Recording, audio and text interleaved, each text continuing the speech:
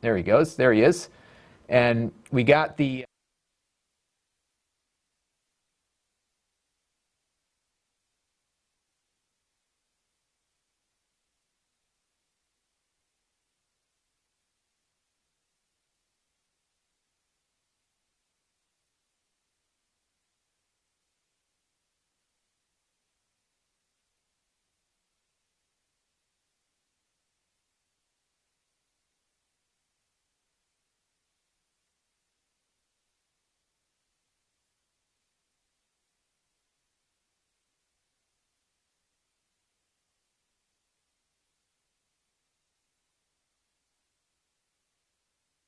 Okay, there we go. Now we've got audio. All right, how's that, everybody? Let's try this one more time. So let me go back to here. So I'm using a PTZ camera. So what we're doing here is experimenting with not only a new camera, but also this software I've got running on my gaming PC here. Pardon the mess, it's been a little bit of a crazy week. But this is called vMix, and this allows you to do some cool stuff here, like multi-camera, like we've got Cory over there, and I can...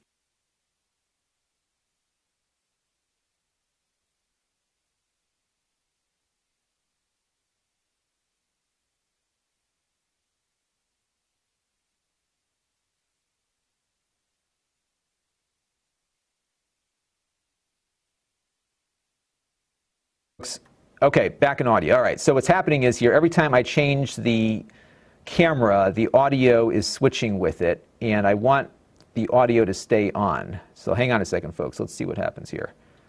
So if I cut, yeah, so what's happening is that I need the audio to stay on all the time, and every time I cut back, I lose the audio, so I got to figure this part out. So maybe I'll just do a one camera thing for now. So let me go back to my other shot here. So what we're doing today is finishing up the build that we were doing for Cory.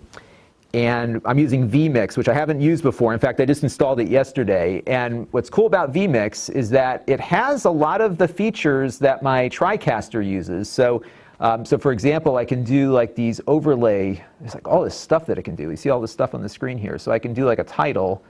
Let's put this in real quick here. Uh-oh, did I just lock it up? There it goes. Okay, so I have this title here. I can just hit this. Look at that. Boom, just like that. It uses your GPU. We can stream at the same time, which is really cool. So I thought that was neat. So we're going to have to figure this out. And I am reading the chat. So yeah, the audio is there. But what happens is every time I go to switch, watch, see this here? It's on here. And then if I do like a cut, it goes out. So I've got to keep turning it back on again. I just got to read the instructions about how this works. But I just think it's cool to be able to do some TriCaster-like stuff. So can we show the screen, Cory? Are you? Yes. All right. So I'm going to cut over to Cory's screen here. And what we've got here is the PC that we were working on building before. And we'll zoom in a little bit there for you. And what happened last time, because we built the whole thing last time, and then what happened was the pin on the CPU was bent. Not on the CPU, but on the actual motherboard. It had a bent pin. We didn't notice it. I should have noticed it when I was building it, and it was shot. So we returned it to Newegg, and we've got a new motherboard. And Cory right now is just getting all the software installed on it. And I figured we would just kind of pick up where we. Let me go back to my other camera here. I figured we'd pick up from where we left off, which was just trying to get the computer working. So what surprises me about this thing is that it is like super quiet, like really super quiet. What are you doing? Do you want to put that fan on yet? It's not registering the 10 terabyte drive. Because we didn't format it yet.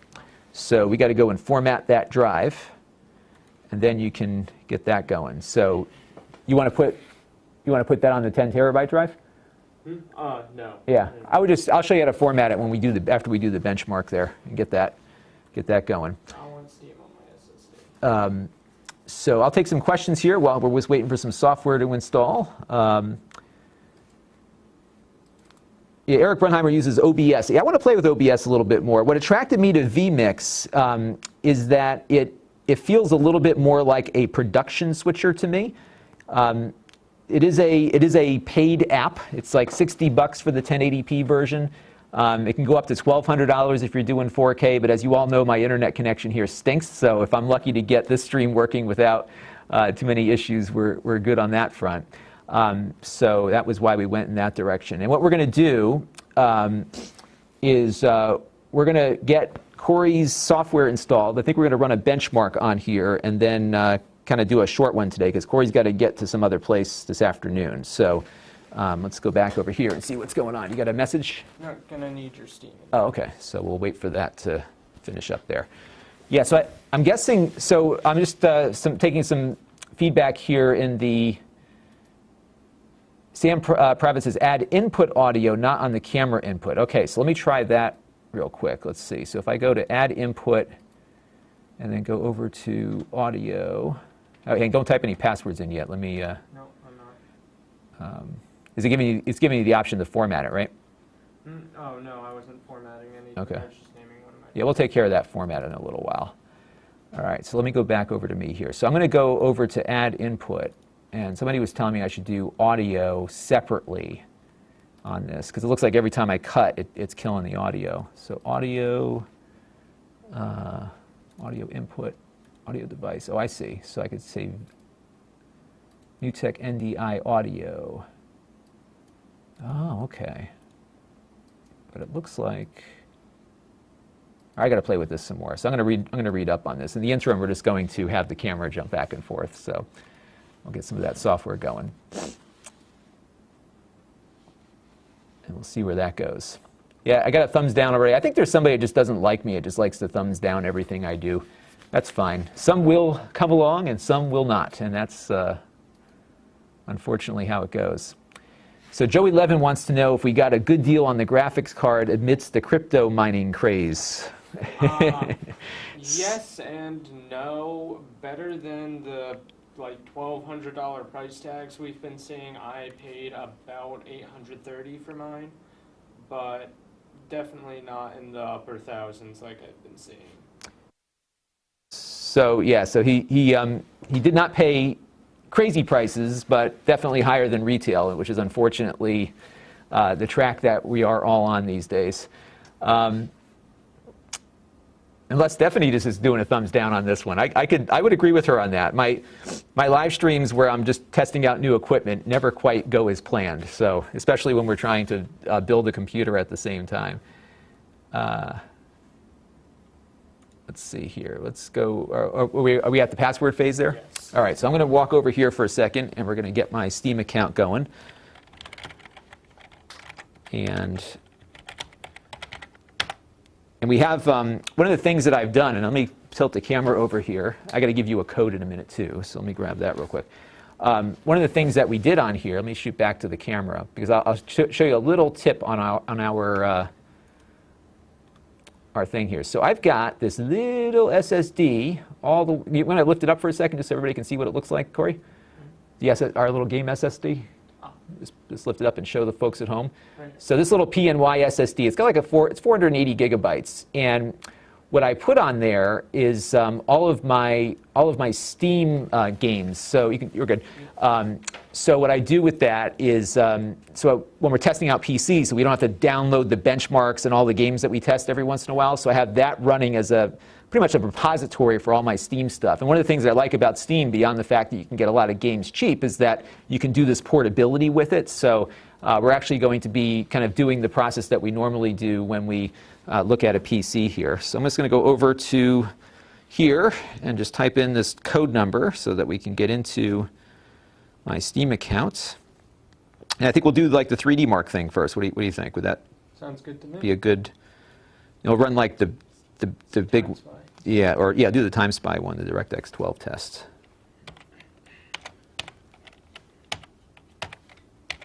All right. So we've got that in there. And is it ready to go? Yep. All right. So let me see we got some more questions on here.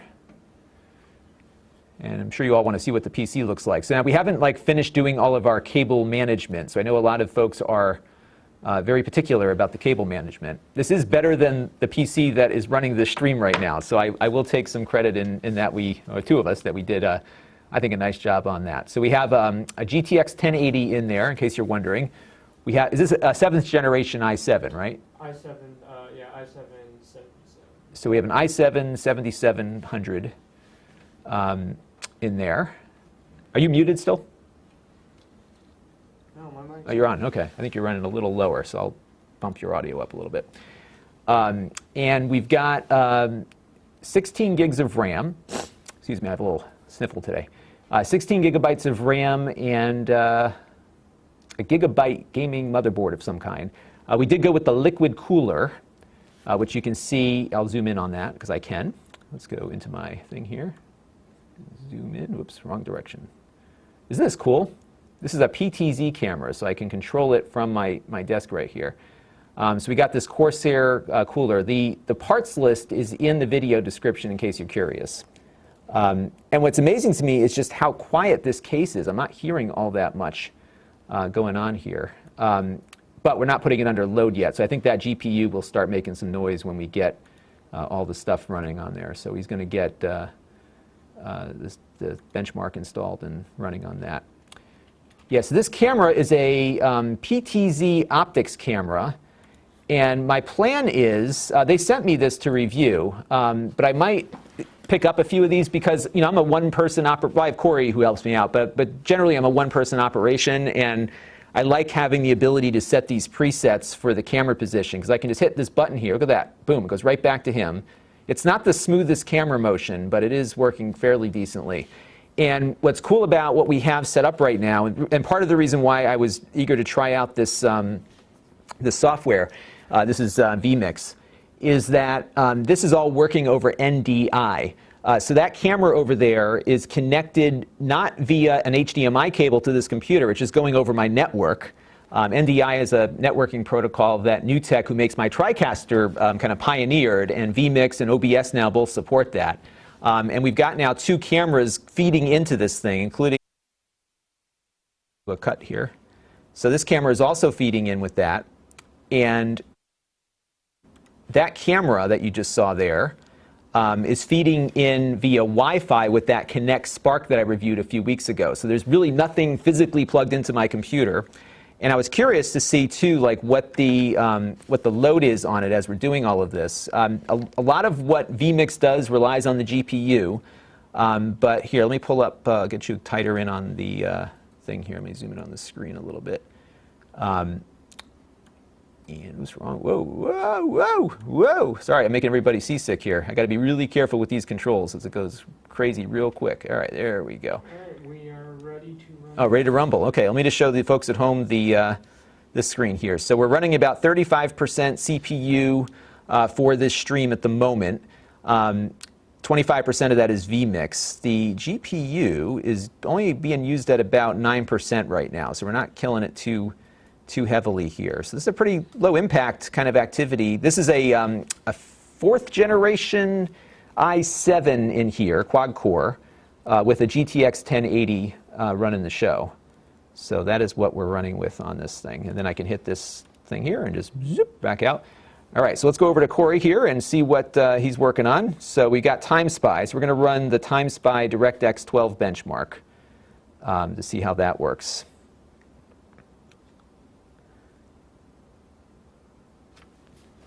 And Santo Renda says, keep up the great work, love the format of the channel, and love these live streams. You have a great attitude, and you're real. Thank you. Keep them coming. I will certainly do that.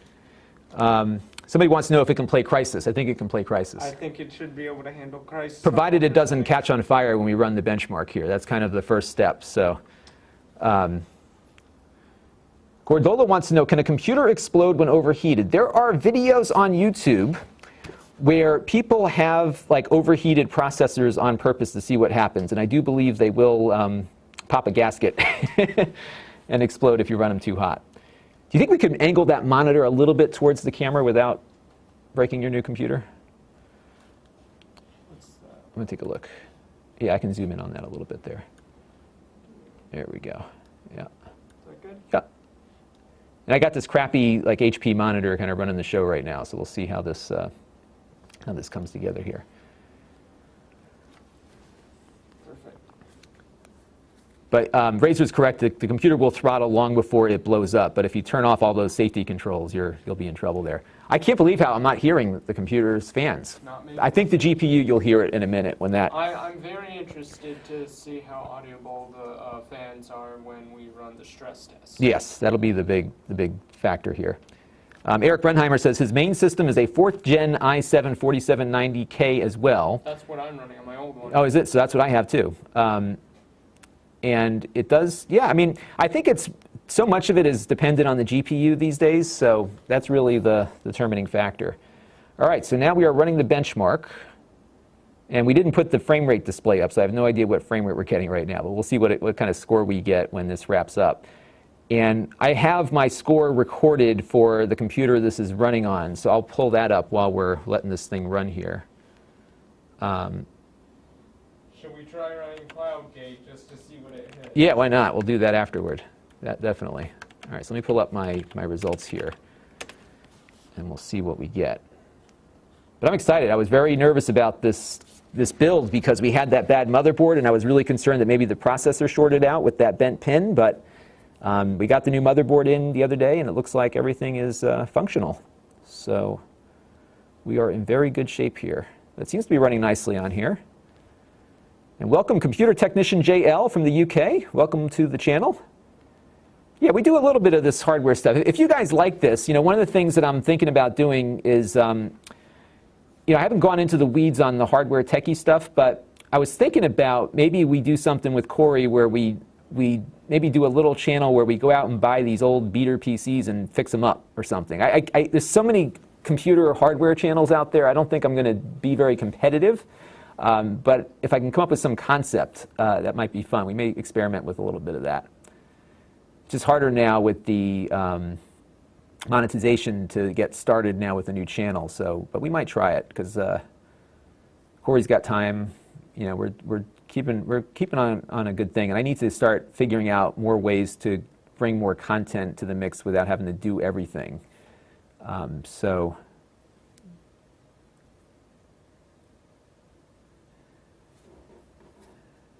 It looks like it's running pretty nicely here. And vMix is keeping up with the stream, which is good. How's the video quality? I mean, I'm seeing the video quality back on my end here, but it looks pretty good. I've always thought the Time Spy benchmark looks like it would be such a fun game. Oh, yeah.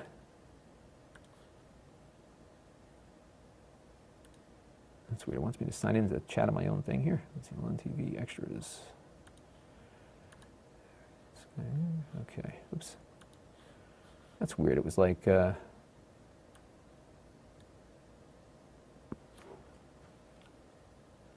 Let's let that benchmark continue to go here. If people have questions, please feel free to ask. Any channel questions?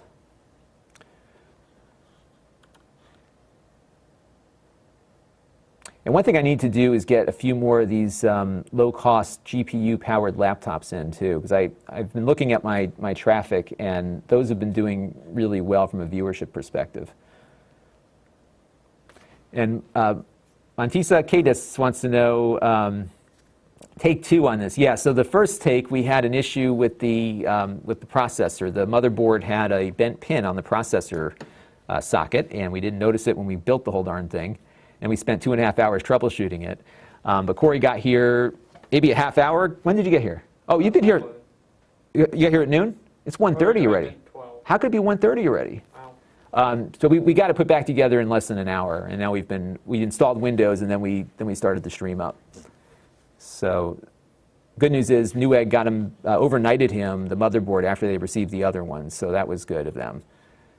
So I was wondering if anyone would be interested in seeing me upgrade my old computer, because I plan on putting a new GPU in it and putting in a Wi-Fi card to ship it off to a friend, and I think we could run a lot of tests on it, see how it does compared to the old rig. Yeah, let's see what we can do there. Maybe people will be interested in that. Let's find out. So there you go, folks. Just answer his question. And what I would love to get from all of you, and if anybody wants to email me, Monty, email me at Lon@Lon.TV some of the Ryzen laptops that are out there, and I'll try to get 1 or 2 of those in. because that would be helpful. As I haven't done a lot of, I asked this on the community thing the other day because I've been doing all this other stuff, and I haven't looked at PCs in a while. Partly because there hasn't been anything new, and with these mini PCs, they've kind of run their cycle. So I think what's happening is that Intel they just released the new Apollo Lake, generation of that class of processors. So we'll start seeing more of these little things coming in soon. But I haven't seen anything new, and the stuff that is there is just the same as everything else. So that's been part of my conundrum here, waiting for all this stuff to come out here. So we'll see where it goes. But I'm really quite pleased with this PTZ camera. I can just sit here and run the whole show here, and it's all running off my PC. I am quite pleased with this vMix software. I do have to figure out some of the shortcuts on it. I'm going to talk a little bit about this on the wrap-up tomorrow night, because one of the things that happened this week was we had they had a software update to the TriCaster that broke audio on it, essentially. It was getting all crackly. And I was like, I had stuff to shoot, and I had no working gear. So I was trying to find an alternative that I could use, kind of boot up in a pinch. And I think this might work really well, because I can run this anywhere in the house. Just run these cameras back via NDI, and we're good to go. So it's been pretty good. In fact, the other camera's coming in over Wi-Fi. All right, so we got the score, 6,935. That is on the Time Spy. So let me pull up my spreadsheet here of all of my scores. And, yep, so, all right, let me zoom in on that so you can see the results. Extreme close-up. Look at that. Oh, my goodness. This is so cool. So this is interesting, Cory. So you outscored mine. So my computer is a GTX 1080, but with a Haswell 4th generation i7. Mine came in at 6,664.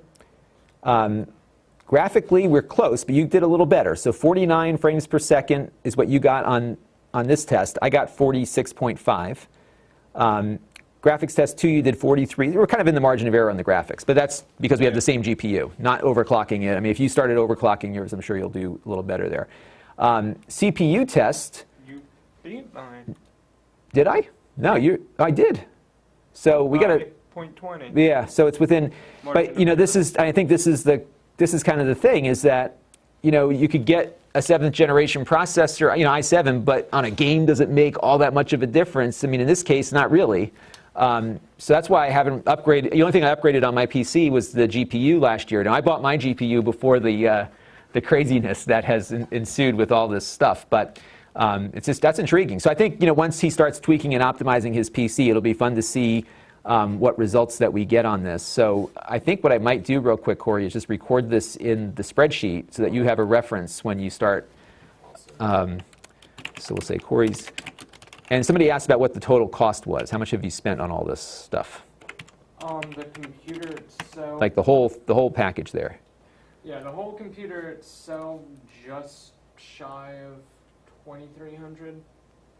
And a big and now you should also know that he bought himself a 1 terabyte SSD and a 10 terabyte hard drive. Which is a little crazy. But so he went for the gusto on this, and he got this crazy huge case. But it looks nice, I think. So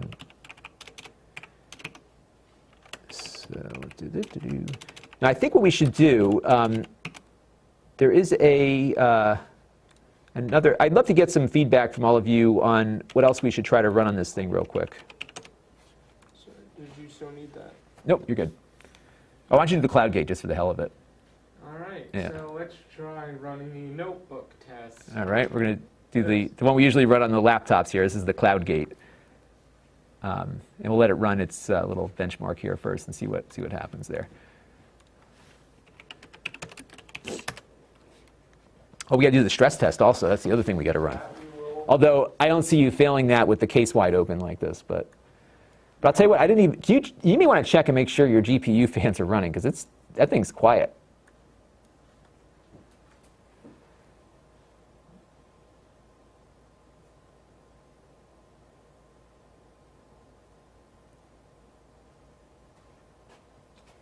No, the fan stop light is on. That doesn't mean it's not running. I think that's the button you push if you want the fans to stop. They're running, right? Oh yeah, they're running. Yeah.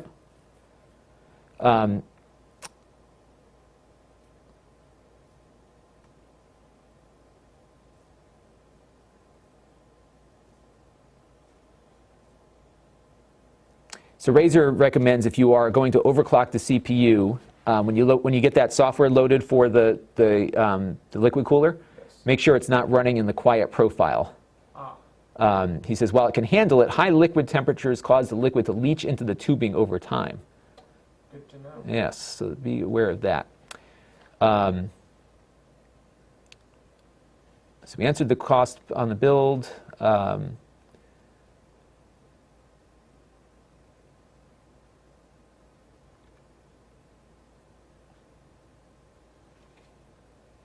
And Vox Mystica says, give Lon and Cory a thumbs up for their good work. Yep, we finally got this thing built. I was a little nervous about streaming again just because of what happened last time, but it wasn't our fault. So that was the good thing. At least I didn't break it. Sam Previtt wants to know, how can people be on the ad spot on the weekly wrap-up? Well, you can email me. I think for a lot of folks, it's better to do, for individuals, it's better to do one of the Patreon options, because then you'll be on the whole month. But if you have a company or something, send me an email at Lon@Lon.TV, and we can certainly talk about advertising options there. I just think the Patreon for individuals is a better value, especially for podcasts and that kind of thing. How long typically does the battery last on those gaming laptops with a 1050 card? Not long. I found that they probably die within less than an hour sometimes, maybe an hour, 2 hours tops, but not very long. They're not very good at that. One thing that I'm hoping to get in is the they're supposedly sending me one, that new GPD Win 2, the little handheld Windows thing. I have one over there somewhere. Here it is. So I have this one, which I like this little thing. This is a Windows PC handheld, but it's running with an Atom processor, so it's not very fast. It can run a lot of games. We found that we could coax GTA 5 on it a little bit, but the new one they have, it's got a Core M3 with better graphics roll performance. So we're waiting on that to come in. They said they sent it, but I haven't seen it yet. So hopefully that will be in there.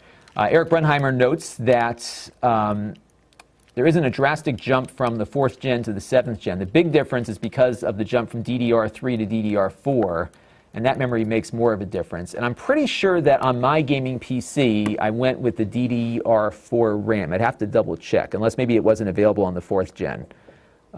So maybe I'm still on DDR3. Let's see what else we got here. My mic off again? I don't think it's. Or Cory's mic? Okay. I think we got to bump up his audio a little bit. So let me boost that mic up for you a little bit real quick here. Which one are you on? You are on number 2. Oops. All right, can you talk a little bit, Cory? Yeah. Oh, you're very low. That's why. Keep talking. Check. No, talk louder now. All right. Testing audio levels. Are my audio levels good now? Or It boosts you up a little bit more. Where's your mic? Huh. All right. I think you're. Keep talking. Let's see if it's better now. Is my audio coming through a little higher now? So he's saying, I think we're good now. All right. Good.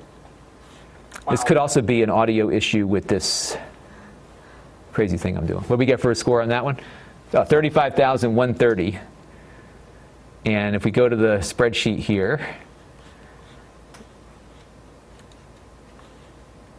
so I think it's safe to say that this is doing better than your computer at home is doing currently. Oh yeah. Let's take a look here. CloudGate. What games do we have on there that we could load up on that drive? Maybe do like the GTA 5 or something just to.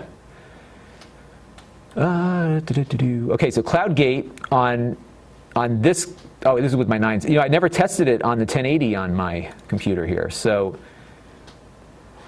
let me zoom in on those results so everybody can see that.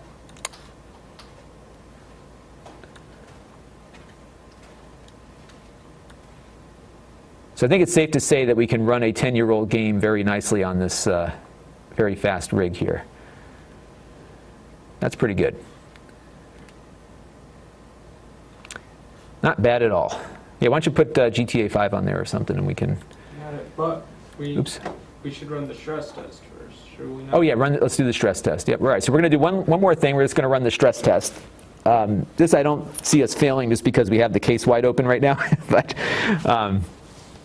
if nothing else, it's a good burn-in test to make sure that the computer is going to survive the trip to his house after he's done with it. All right, let's see what we got here for some more questions. Yeah, I'm having some issues just trying to figure out how this audio works on vMix here, so I'm going to keep playing with this here. What's this do? Automatic mixing. Send inputs.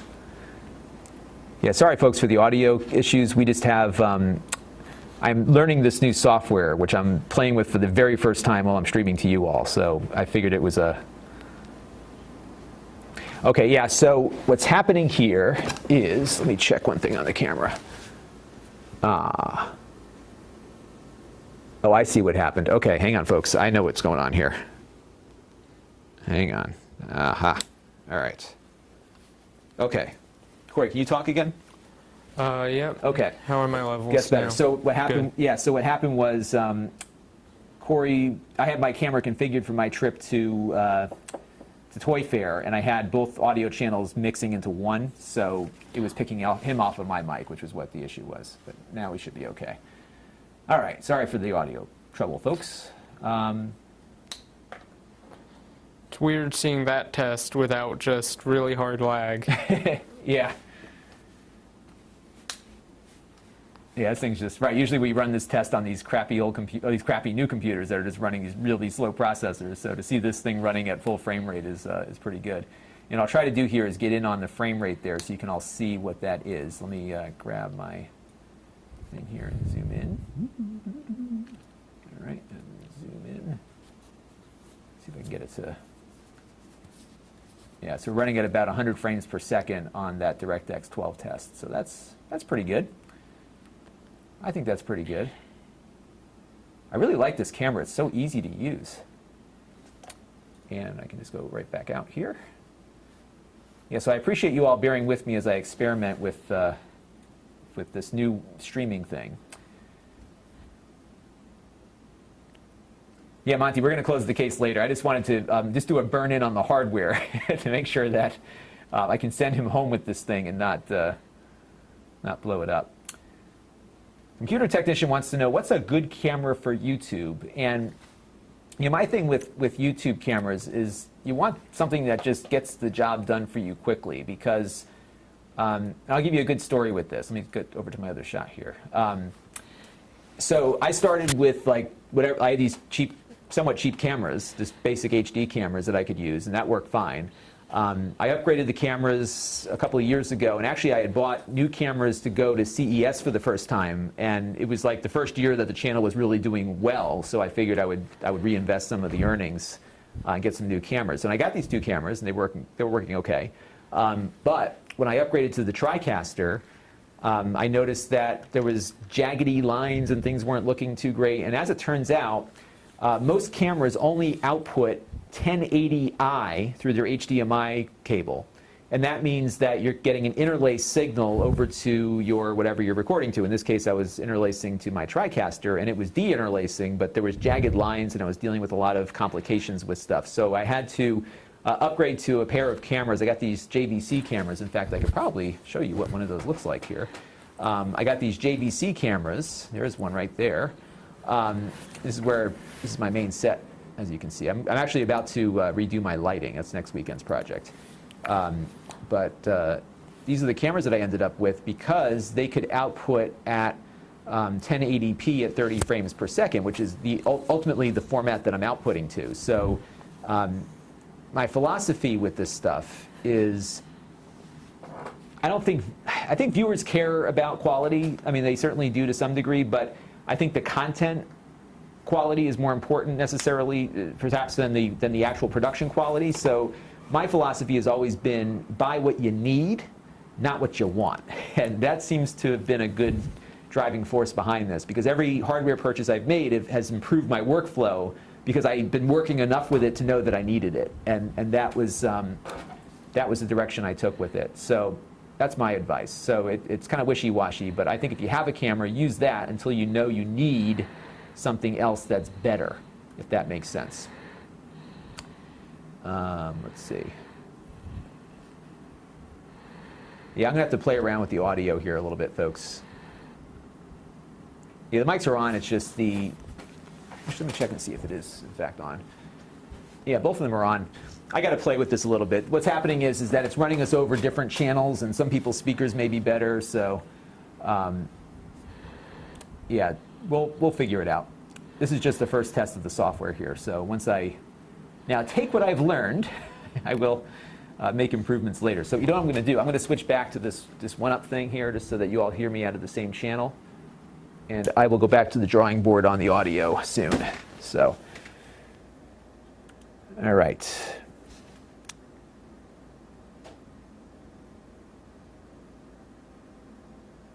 And so let's see what else we got for questions here. Advice on how to broadcast live with a DSLR, any great video capture device for streaming. In fact, I have something over here. Let me go find it real quick. There's a couple different versions of these things out there. So the one I'm recommending is not the here-all and end-all, but it's convenient. And this one, I think, there's a couple of them here. So let me show you one of them, because I think I sold the other one that I had. So let me get the camera on here. So there are boxes now. Let me go over to my camera position. There I am. This is the Avermedia Extreme Cap UVC. And what this does, not Corsair, who's that? Elgato. Elgato makes one like this also. It's called the Streamlink or something. And what they do is they take HDMI in and they convert it into a webcam. And that will work with your digital SLR if it supports a 1080p output. And that's what people are using, or something like this. The Elgato one is the least expensive. But you need to make sure that your computer has enough processing horsepower to handle it. Otherwise, you're going to need a more expensive box. So there's another one. I reviewed this a while ago called the Magwell. I still have that one over there somewhere. That one actually compresses the video in the hardware on the device and then shoots it out to your PC so that you can use a lower powered PC. But a lot of the inexpensive ones, like this Avermedia one and the Streamlink from Elgato, both require the computer to do all the work. It's just processing a raw HDMI signal over. But that's what people are using, and it turns it into a webcam. So OBS and vMix here, which is what I'm using, all those seem to work with it pretty nicely. So that's what I would go with there. Camlink, that's what it is. Thank you, Michael Marucci. That is it. Let's see. Monty wants a new webcam for streaming. You know what's a good one is the... A good one for streaming, I would say, is the Logitech cameras. Those are really good. They have a 4K camera that's really nice. Their 1080p cameras are good as well. People tend to use those the most. You could probably do a GoPro or something too if you wanted to go crazy with it. But like I said, I mean, my thing is that, you know, yeah, I got to fix this left-right thing. I'm sorry, guys. My thing with it is that I really just buy stuff that I need. And I can lust after all these great cameras and everything, but if it creates more complexity for me, it's not going to be good. This PTZ optics camera I'm messing with has been really good. Now, my next project with it is to try to get the color on that to match up with my other camera. So once I figure that out, that'll be my next trek with this thing. Eric Brunheimer's been trying to find an inexpensive way to capture VGA or HDMI for under $100. VGA is hard. HDMI is easier. But I think that Camlink from Elgato is probably the closest you got there. The best budget gaming PC. I think it's one that you build. That's probably the easiest way to go with that. I mean, is there I don't think there's a SpaceX. Ed says there's a SpaceX launch right now. I don't think they were going this weekend. They were, let me check. I don't think they are. PC, a great budget PC right now if you want to be able to play some high-end games. Just get yourself an i5 processor, and the 1050 Ti is still being a pretty cheap card. They're around $300 right now, and they perform amazingly, so I definitely say go with one of those. So did you hear that, everybody? Cory recommends doing the 1050 Ti. So that's one I would go with. Ed, no, there's no launch going on right now. They just canceled this weekend's launch. And what's happening with this SpaceX thing, there are these like spam channels. And what they do, I just double checked it to make sure. What they've been doing is, yeah, they're not streaming right now. What they've been doing is they do these fake live broadcasts. So they play back a recording of some other launch that they have in their archive just to get views.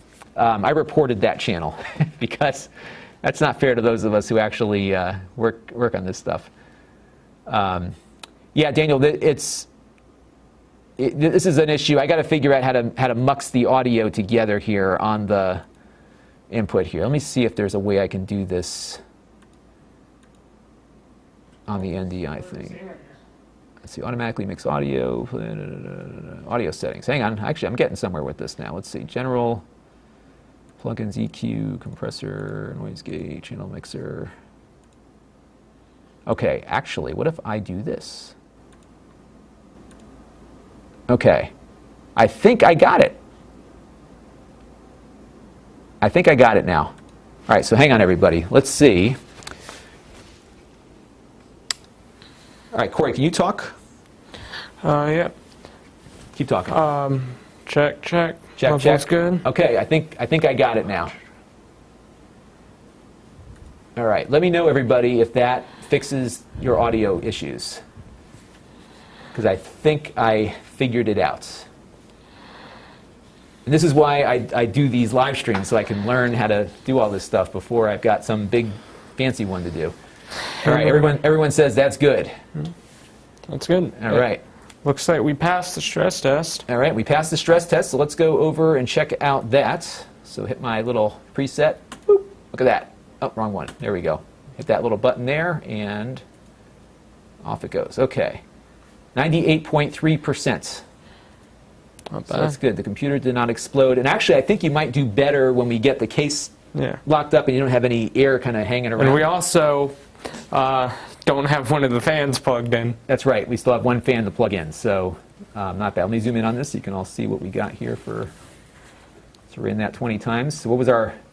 Here, let's let the experts chime in on the temperature. So go to the end. So you can see there, folks, we got. Get the temperature back up. Let me zoom in here. Whoa! So those were our temperatures. 67 degrees Celsius on the GPU, 49 on the CPU. I think that's good. Yep. I don't think that's bad. Which is to be expected given we're running a convertible right now. But yeah. Oh, you know what that light means? What? That light means that the fans are currently stopped because it's not under load. That's what I thought. And then it'll turn off when they start running again. All right, so why don't you get like one of those games that are on there running real quick? What's the most strenuous one we have on that disc? I will check. And then I'll let you go home and play with it.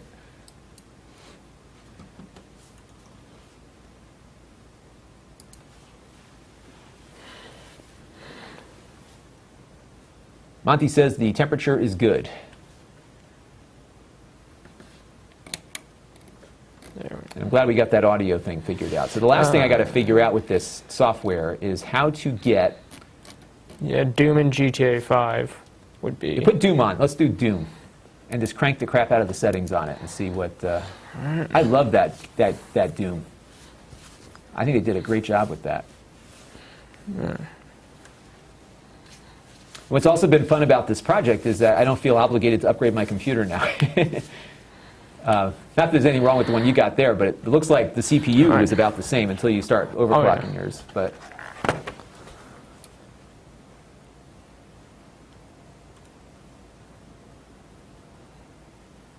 certainly looks nice. We have a little bit of cable management to do in there, but not a lot. Actually, Cory does, because I don't do cable management. Yep. I did enough. You running the Vulkan or the DirectX one?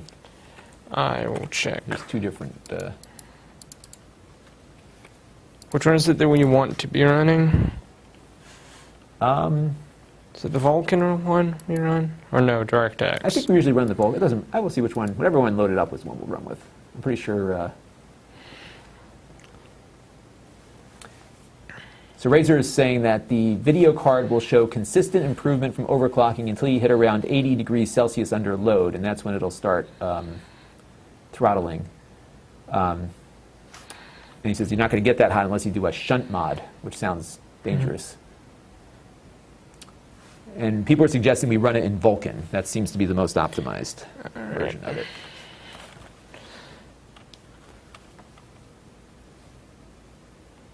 I'm just glad it works. Yeah.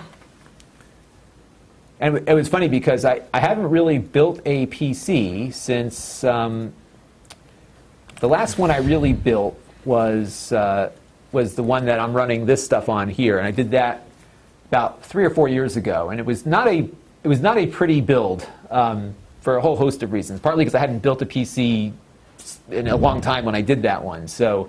But generally, I'd never seen a computer not boot when I put it together. I'm not like an engineer that knows how to build this stuff intricately well, but I'm competent enough, and I was not happy with. You can see our whole troubleshooting thing that we went through on it. So Cory's going to go in here now and just screw around with some of the settings.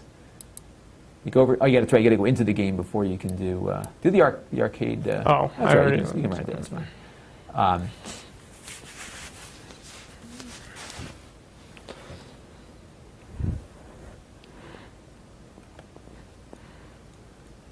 right. I want to thank everybody for tuning in. We didn't really announce this because the motherboard came in on Friday was when it came in? Yeah. Because we weren't anticipating this till like next week or the week after, so I figured we would just run with it and see what happens. All right, so he's going to load up the thing here, and then we'll tweak some settings. And this one does have it. Yeah, you got the frame rate up there. Good. Yeah. So I'll zoom in on that for folks too. Just for anyone that wants it.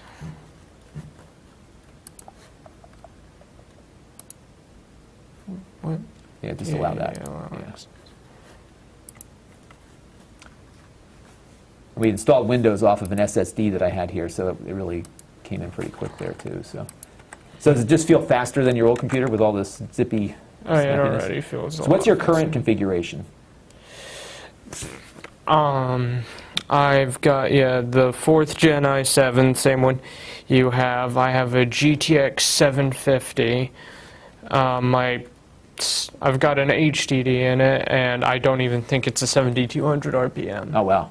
Yeah. So you're going to see a lot faster than the SSD. You're going to see a nice big boost in performance there. So it takes a while. And I have 8 gigs of DDR3 RAM. Oh, you know what happened? I think you plugged that. Where'd you plug that drive into? Where is this plugged into? Oh, you plugged it into the USB 2 slot. That's why it's so slow. It's like, why is it loading so slow? So we may have a little frame rate issue with loading times here, just because we have it in the USB 2 slot there. But that's all right. Go to your settings there and muck around with that. So Sam wants to know when I'm going to do a new setup tour. I will do one soon. I was thinking about doing one next week on the wrap-up, because that'll be my 1-year anniversary of full-time work. But to be honest, I haven't really changed anything since I came down here last year.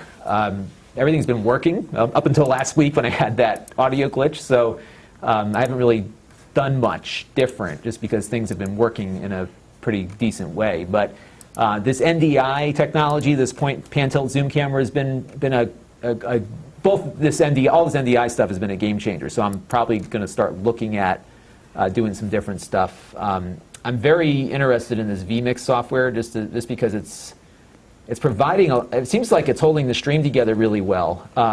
In looking at what it can do, it seems as though it can do a lot of what my TriCaster does. And I'm not going to switch off the TriCaster, just because the TriCaster is an appliance that works. But it's I'm looking at doing more stuff with other people, and having less expensive options for that would be good. Hey, why don't you pause it real quick, because I was yapping away while you were doing the settings. So why don't you show everybody the settings? All right, Yeah, so go into settings so we can see what we got configured here. Pretty much just everything cranked as high as it will possibly go. And Eric Bunheimer says he actually paused watching another video on a welder. That sounds a lot more interesting than watching me, or Cory for that matter. But we appreciate you doing that. So here's what we got for settings. Are we in Vulkan? I think you have to go to Advanced. Yeah, switch it over to Vulkan. And you may have to restart the game. So we're like Ultra.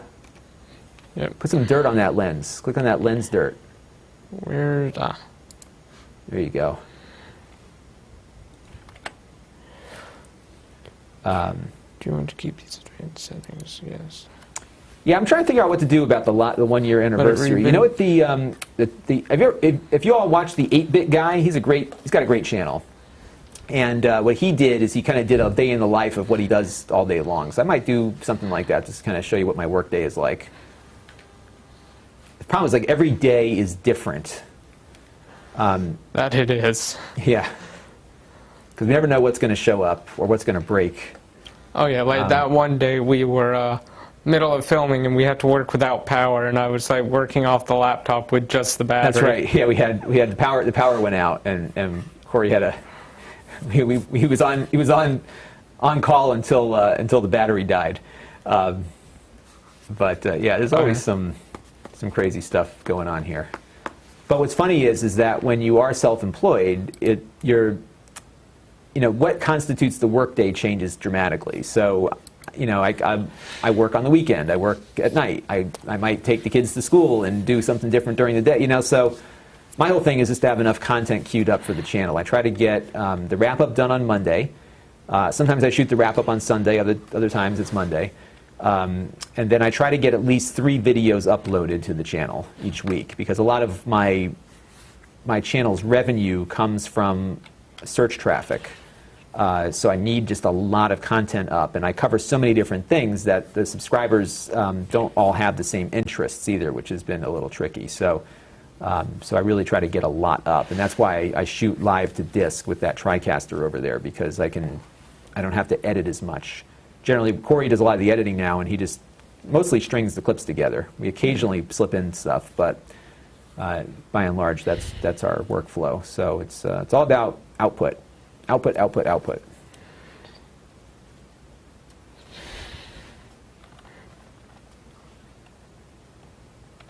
All right, so the only reason why this is loading so slow, everybody, is that we plugged the hard drive into the USB 2 port. My bad. His case has USB 2 and USB 3 ports on there. I don't know why they still put USB 2 ports on stuff. It just doesn't make much sense to me. But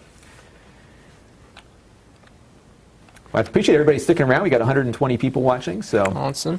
Jan, yes, we got a new motherboard. They did a replacement, no questions asked. We got an RMA on last Monday, and here we are on Sunday. And I guess the board showed up Saturday. So they sent it Saturday, or was it Friday you got it? No, I got there on Friday. You got it on Friday, that's right. So, and Cory's got to go in a few minutes. So after we test this out, he's got to pack this thing up and go home, because he's got people to see. Yep. And he's got games to load. He's got 10 terabytes to fill up. Oh yeah. 10 terabytes. 11 if you count 11 plus the as well. SSD. Right. Yeah, these games are huge. I'll tell you what, everybody, though. You know what I've been doing? I got my Nintendo Switch, and I'm playing more stuff on that than all this. I got like this gaming PC. I got the laptop, the gaming laptop. I got all this stuff, and it's just such a hassle to turn it all on. So I just play on the Switch. I love the Switch. In fact, the Pac-Man game I played on the PC, they just put it out on the Switch. The Championship Edition Pac-Man thing. That's a lot of fun. And hey, Mark Bollinger, thank you very much for your super chat contribution. Much appreciated, sir.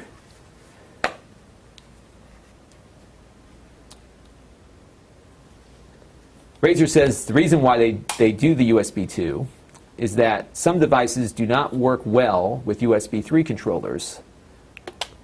So they have a higher noise. That's true. There is some noise on those USB 3 things and the Wi-Fi stuff. All right, here we go. All right, go ahead. Have at it. So hitting about 200 Get me frames. demonetized with the blood streaming across the floor. Let's go for it. And there we go. Look at that. So we're running at about 200 frames per second. It almost looks like you've capped it at that. Yeah. Oh yeah, Monty, the Super NT. So I had a friend over. He's a friend of mine. We both went to the same college. We didn't go to school at the same time. But he came over this past weekend. In fact, he was helping me at Toy Fair in New York. And we were up to like 2 o'clock in the morning playing Super Nintendo on it like we used to play as kids. You know which game we were playing was the WWF Royal Rumble. I think it's an LJN game, but it's like one of the best wrestling games. And I'll tell you what, it was just as fun 22 years later, or 25 years later, as it was when we first were playing with it. Yeah, so we're running, looks like we're in the 150 plus frames per second right here. So, oh, great. Yep, that's going to get me demonetized. I don't think they should demonetize you for killing monsters. I think it's only the other stuff that should be an issue. But looks like I hope you show up to work again, Cory. Oh yeah, I definitely will. Do you plan to show up? Well, you got to buy all these games now Absolutely. for this thing, right? So you have to make some money. Absolutely. So yeah, I think we're. Any other games they think we should test on it? Maybe Minecraft for a laugh, or Yeah, we have Minecraft on there. could throw it on. Take like 2 seconds. All right, we'll do one more. Then he's got to go. All right. Float plane. What is float plane? I have to look up float plane. You know what float plane is, Cory? No, I do not. Float plane.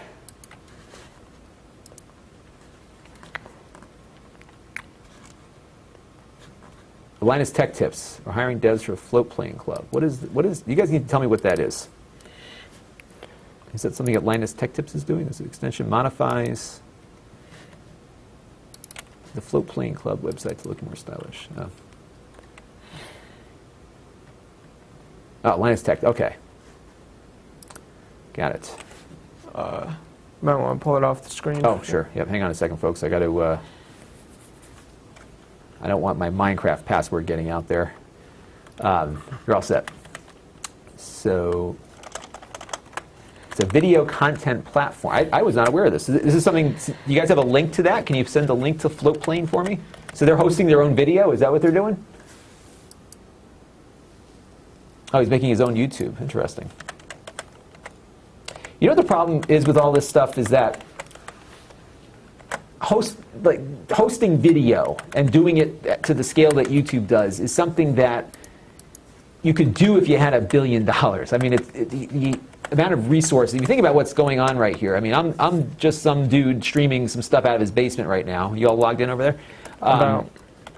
And you know, I'm doing this at 720p resolution, but still. It's going to YouTube. They're sending this out to, right now, 120 people that are able to watch this. And it's not easy to do. I was playing around with DTube, which is like one of these blockchain-based things. You in? No, one second. Oh, okay. It's one of these blockchain-based things, and it, I don't know. I've tried all these other platforms, and I just don't get the viewership that I get on YouTube. And that's probably because that's where I'm at. I'm doing YouTube stuff is kind of what I'm doing. But folks say that you have to pay to watch it. So well, that's good. I think that's good that they're doing that. There was another service out there that had started as like another one of these YouTube replacement things. I forgot the name of it. What was it? I forgot what it was now, but I was on it briefly right towards the end of their lifespan. It was about 1.5 years ago. It shows you how fast these things fizzle out. And that was their thing, is they were going to do this subscription program, and then you would do exclusive content to that platform first before you did it anywhere else. And I just uploaded my content there in addition to here. My issue with exclusive timed content is that most of my viewership comes from search. So I'm hurting myself by not. It's like the Super NT, for example. Like, I would be hurting myself not putting that video up when everyone else did because I would not have the search traffic from that. So, Vessel. Thank you, Sam. That was it. Vessel. that is it. I'm not criticizing it though. I'm definitely think I'm definitely on board with any. The more platforms, the better. So I'm going to check that out. And give it a shot. Revision 3 was another one that also didn't make it. I think the problem with Revision 3, and I've been thinking a lot about this because, you can go in one of two directions as an entrepreneur in online media. One direction is you can become a media company, like this is, two of us, but there's a media company here. The other option is you become a platform. Looks like Linus is trying to do both. The platform is a lot harder than being the media company. And I think what's happening with the media company model is that so many people have attempted to, have attempted to recreate the old television model where you have a camera person and a floor manager and a floor director and talent, and you've got all this overhead. And meanwhile, I can sit here in my basement and beat you in search if my content is just a little bit more engaging than yours is. And the other problem you run into is the talent could decide, hey, I'm doing great here on this platform, but I'm my name. I've got a brand now. So you spend all this time and effort building them up, and they can just take off and do their own thing on their own channel. And the issue really is that the scarcity of distribution is gone. Anybody can distribute content now. So I'm looking at ways that I can be helpful to people creating content without having them be part of or an employee of, and without having to bring on all this extra staff. So I've been playing with the idea of maybe having somebody else start doing content on a different channel, but I use my resources to help them with that, and both contacts and other stuff. So I'm playing around with that. So if you are thinking of starting a channel or you have one, reach out to me. I have no promises that this is starting yet, but I'm looking for people that are looking for help. And I want to do it in a way that doesn't work like an MCN does, where all they do is take and don't give. I think if you're going to have some kind of relationship with a creator, there needs to be a give from us, from the network or whatever, versus the other way around. So I would love to hear from you all on that if you're looking to do something. Stratos, thank you for your contribution. Live video is really hard and urgent. Doing a great job. Cheers from Greece. Wow, all the way on the other, almost on the other side of the world there. So thank you very much. Looks like it's getting closer to evening in Greece right now. He also thanked me for the advice on the DSLR to USB streaming. Yeah, I think that cam link from Elgato is probably the way to go. Cory is signaling to me that we have Minecraft running on this powerful PC. I don't know. Looks like a little slow here. He's going to get it all set up here while we continue. Where does Opti find I would love to start my own YouTube, but I don't have the money to to do that. So urgent equals you are. Sorry, that's okay. Autocorrect is definitely there. But live video is urgent. It's right now. So Robert Fernandez, Facebook video. So Facebook video, my issue with Facebook video is that there's no revenue sharing. So one of the frustrations that I have with a lot of platforms is that there's no opportunity to earn any money. And it's not all about the money for me here, but given that I do this full time, I need to have a path to revenue. So what I typically do with platforms that aren't sharing revenue is that I put the extras channel stuff up on there, just because that content really is kind of almost drives people to the longer stuff. So I was doing that with VidMe for a while, but Facebook is just really bad with creators. Like there's the freebooting option's been an issue out there where people are re-uploading other people's content, but also there's just no path to revenue sharing with Facebook. They do have this Facebook TV thing that they've been doing, but from what I'm reading, it doesn't seem to be doing very well. So you should set that all the way out to the far extreme, it, man. You got tons of horsepower on that thing. Look at that. Yeah. So that's one of the reasons why I went in that direction. Yeah, Revision 3 was bought by Discovery and they fired everybody. Yeah, and I think what happens is they buy these media companies thinking they're going to be these bastions of wealth, and it's really not the case. Are you doing like a zoom out? Is that you zooming back and forth? Okay. Yeah. Looks like my drone of the island the other day. Yeah. Running pretty well considering we're on the highest render distance. So Monty says float plane is it's not the Linus Media Group. I'm going to look into this float plane, because if it's got If it's got stuff, I should check that out. E. Backerville says Leo Laporte was the creator of this space. Yeah, I think he did pioneer a lot of this, absolutely. In fact, a lot of what I ended up doing was inspired by how he was able to do it. I like the fact that he was a lot of times doing his own live switching of his streams, for sure. But you look at the economics of this, and I think had he just kept doing his podcasts and kept the overhead low, I think he still built a huge business. I don't want to take away from that, but I think the overhead is really the issue here. That if you have staff who are not on camera, you've got a problem in the sense that you've just got to have everybody producing content, because you're competing against people with a webcam in their bedrooms that can do just as well as you can with a lot of overhead. So not bad considering how much we're loading. Yeah.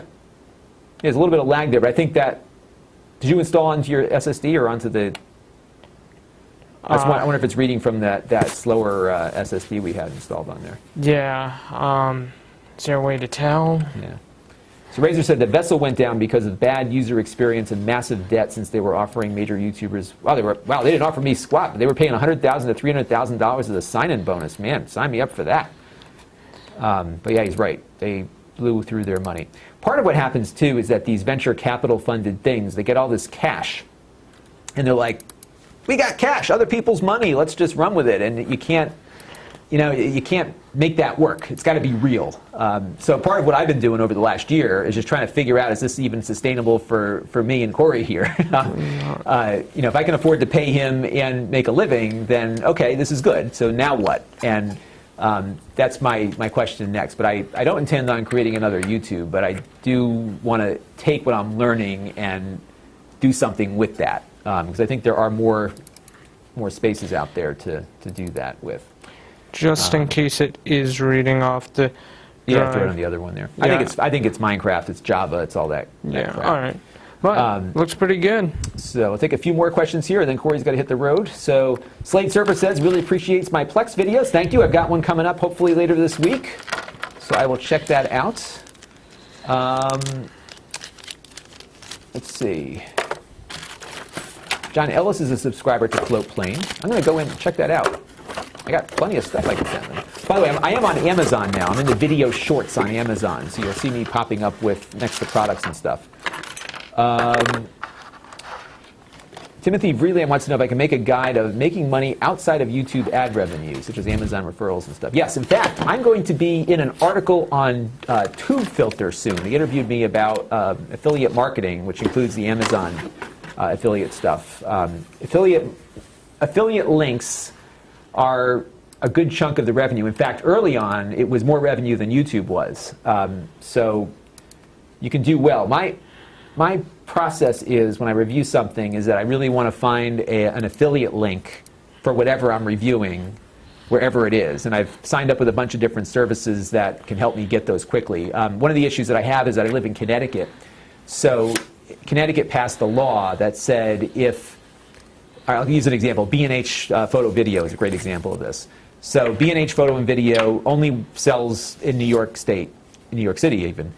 So if you're in California and you buy something from B&H, they don't charge you sales tax, which is fine. But what happened is Connecticut said, if you have affiliates in the state of Connecticut, irrespective of whether or not you have a physical plant in Connecticut, you need to collect sales tax. So what do you think that meant? They got rid of all the affiliates. In fact, Amazon did that until they worked out a deal with the state and opened up a distribution center. So now in Connecticut, if you buy something from Amazon, they collect sales tax and they reinstated their affiliate program. So these things can be pretty crazy. But I've been using a service called Magic Links.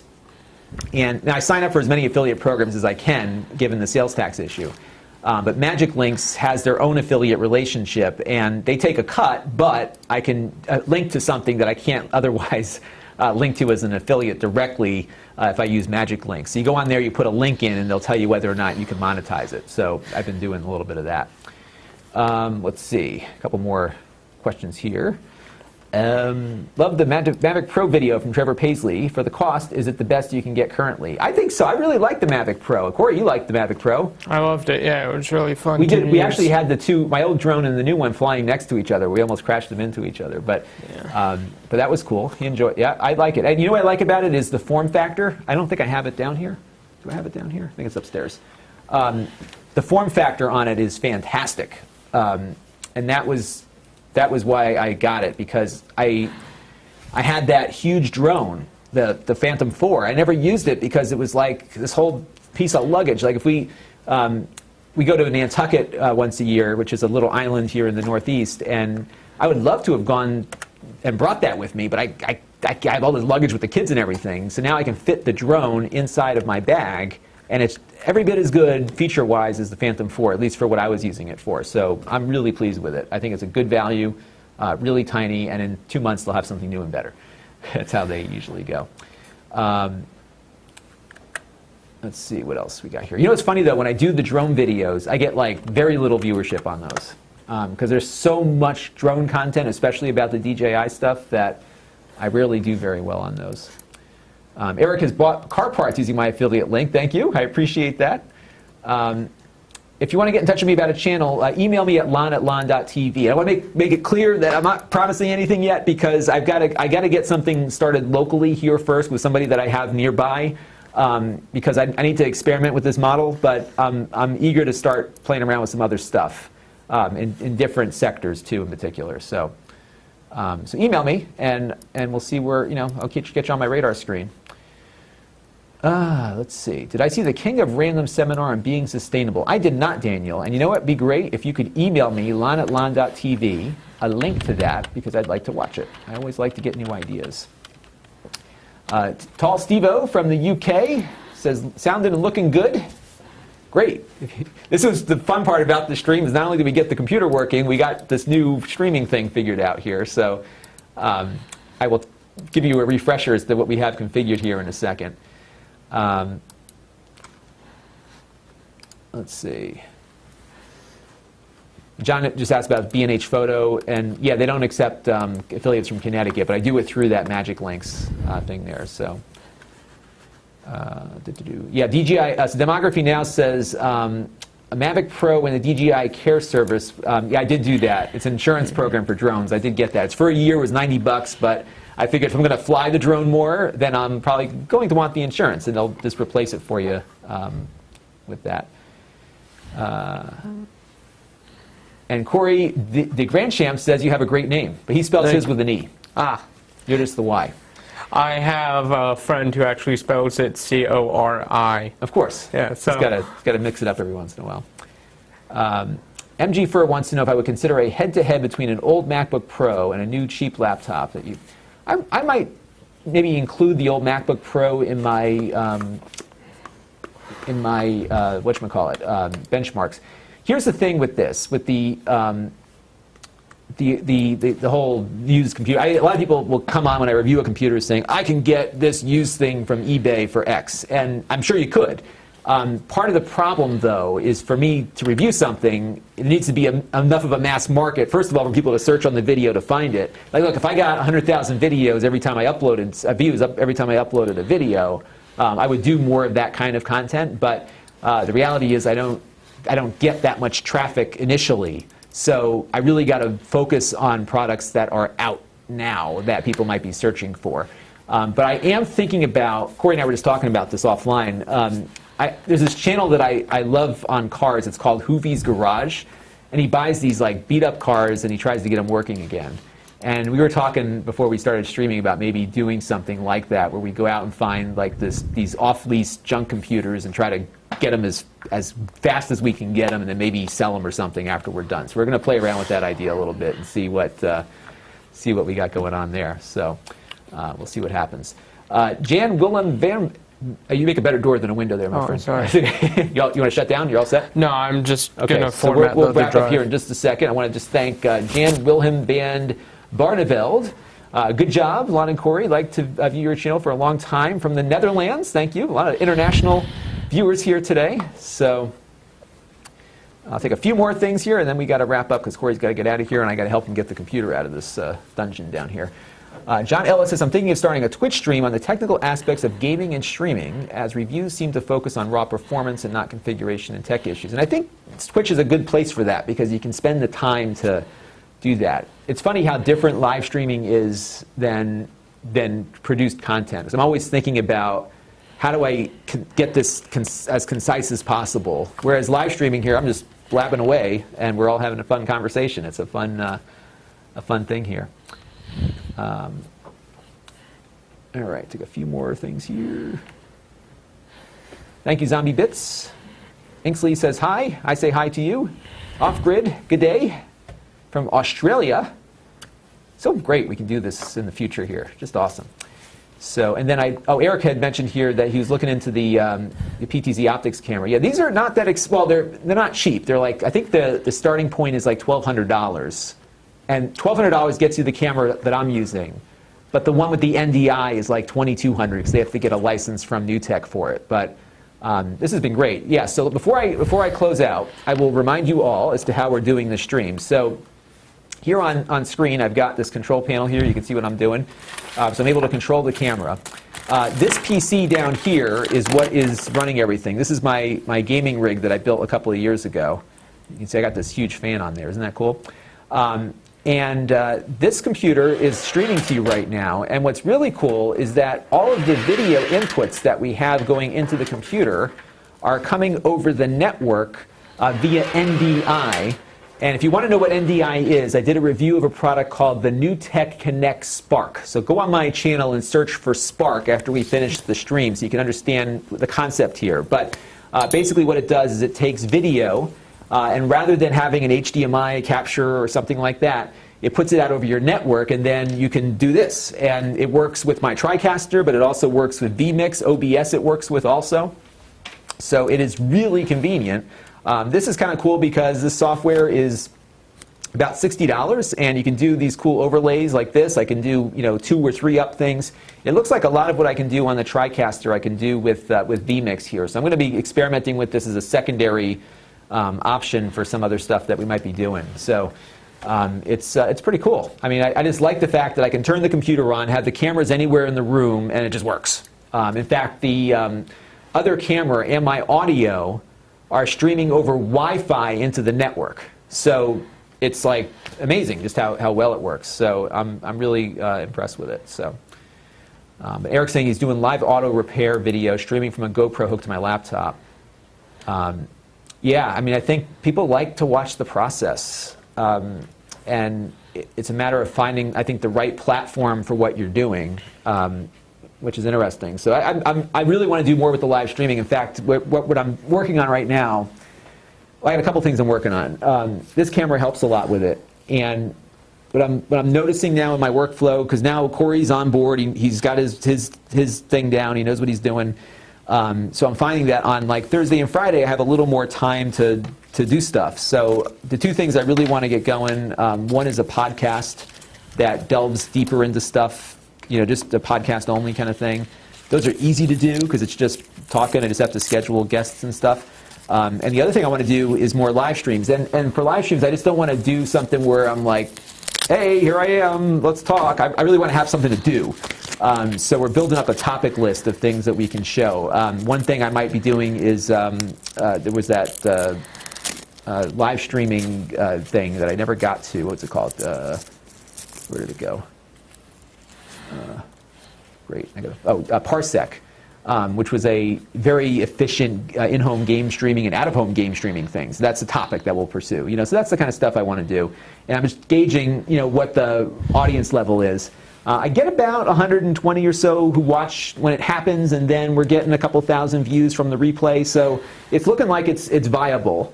So I definitely want to do more with the live streaming. It's fun to do because I can interact with all of you in real time. So that's something I'm looking to do.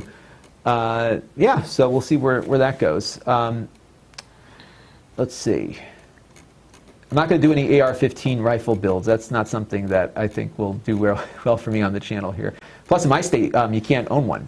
We've banned them in Connecticut. Let's see. Michael Barucci wants to know, any details on how to contact me to meet up at PAX East? So I'm going to be at PAX East. I'm going to be on a panel, and I'm going to be there on the Sunday, I think. And my plan is to get there like Saturday night.